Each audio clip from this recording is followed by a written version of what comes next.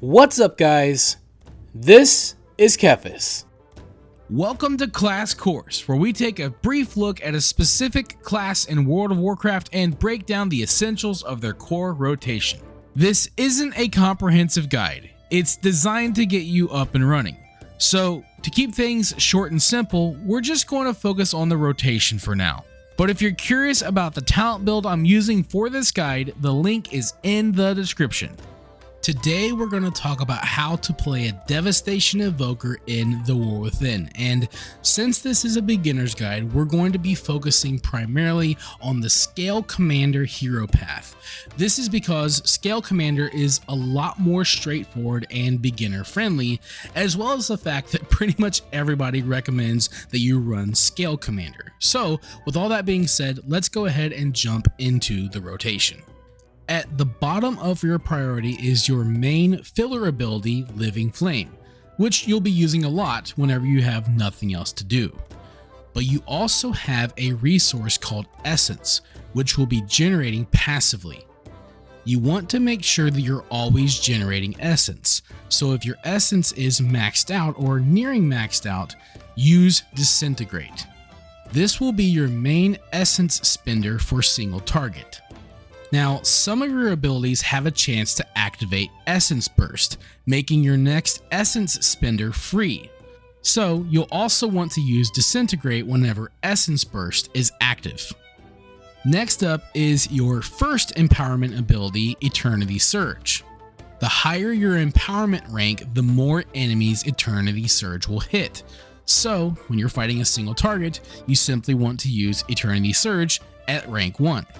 Your second empowerment ability is Fire Breath.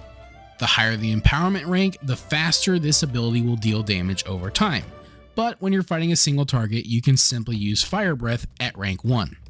Now, using Fire Breath has a chance to activate Burnout, causing your next Living Flame to be instant cast and raising the priority of Living Flame. However, using either empowerment ability will also activate Mass Disintegrate. This will cause your next Disintegrate to deal damage to up to 3 targets, and if it's dealing damage to less than 3 targets, the damage will be increased. And so this also increases the priority of Disintegrate. Now, Fire Breath will also activate Leaping Flames, causing your next Living Flame to deal damage to an extra enemy. So you can use Living Flame whenever you're fighting multiple targets, but only whenever Leaping Flames is activated. Otherwise, switch over to using Azure Strike. And it's the same for Disintegrate. Whenever Mass Disintegrate is active, you can use Disintegrate whenever you're fighting multiple targets. Otherwise, you'll want to switch over to using Pyre. Just like Disintegrate, Pyre will use Essence, and it will also use Essence Burst. As for Eternity Surge, adjust your empowerment rank based on how many enemies you're fighting. You can also use Fire Breath at max rank whenever you're fighting multiple targets to deal damage a little bit quicker, because multiple targets will probably die faster. Now, this is your core rotation, but there are a few abilities that we need to talk about. First up is Shattering Star, which will deal damage to the target and also cause the target to take increased damage from you for the next 4 seconds. This will also generate a stack of Essence Burst, so make sure that you're not maxed out on Essence Burst before you use Shattering Star. Remember, you can have 2 stacks of Essence Burst at a time. And whenever possible, it's always good to try and follow up Shattering Star with your main DPS cooldown, Dragon Rage.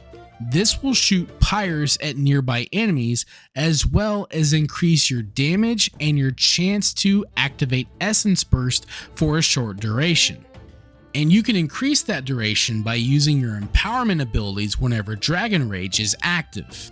So, if your empowerment abilities are available, but Dragon Rage is about to come off cooldown, it's okay to delay using your empowerment abilities for a little bit until after you use Dragon Rage, allowing you to extend the duration of Dragon Rage.